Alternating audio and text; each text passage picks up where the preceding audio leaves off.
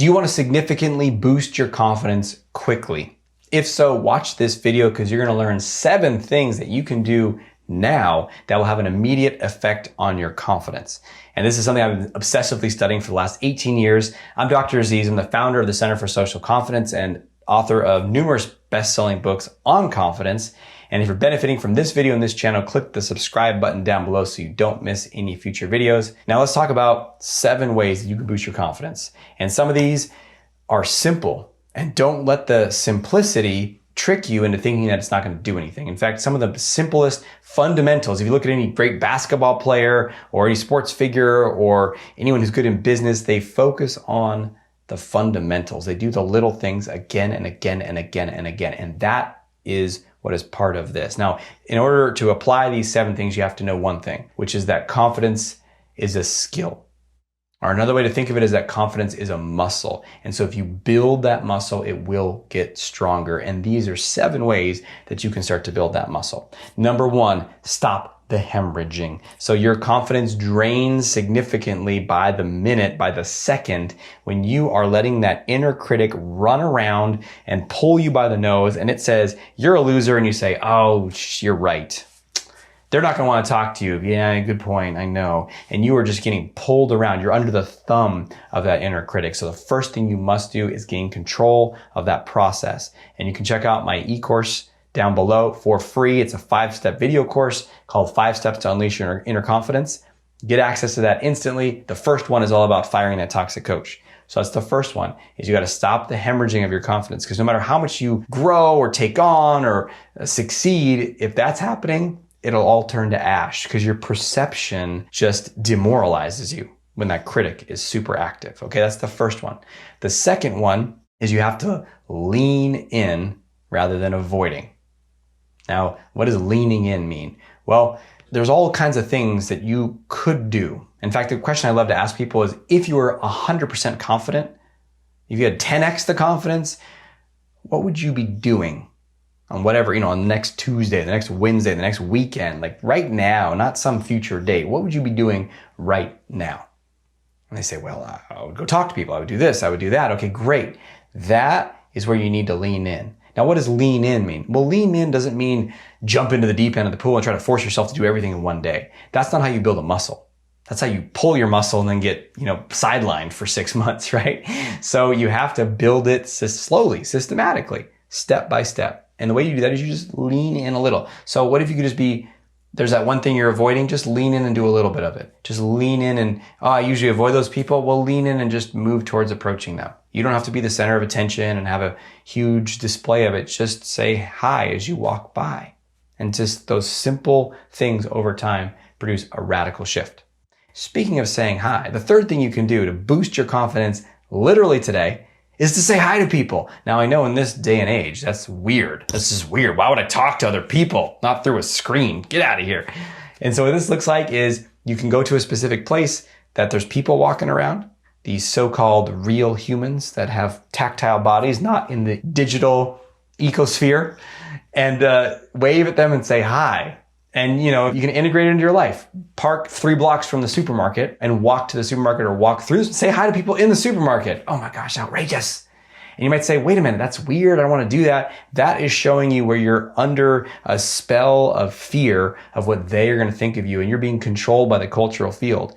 And some vague person's judgment is determining not just whether you say hi to people. That's just a place to experiment with this stuff. It's showing you that it's controlling you in your life, probably at work, in your social life and dating. It's like, oh, I can't talk to that person. Why? Well, someone might hear me get rejected and that's not okay. Oh, I can't speak up at work. Why? Well, someone might disagree with me and I don't know, that's okay. So you get to challenge that immediately. I call it friendly greetings. Walk to a busy area, say hi to a bunch of people, maybe 5, 10, 15. And that's your daily rep. And if you do this for a couple days in a row, you'll start to notice an immediate shift. We'll tack onto that one, the fourth one, which is called a drive-by compliment. Also, just liberally give compliments to people in life. I mean, the drive-by version is you're out and about and you say, hey, nice shirt, like those boots.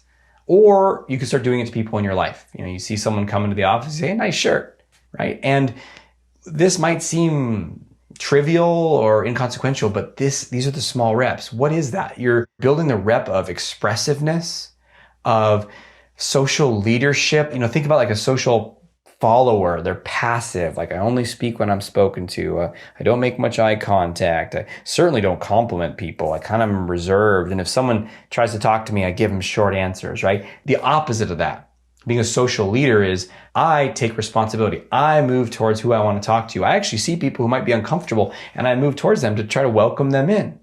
And then I go to them and I say, hey, nice shirt. Right? It's part of the conversation. It's just part of what I do. And you'll notice that this actually expands outwards to your social life, your friendships. You can just compliment your friends more easily. You can compliment a lover more easily. And guess what people love?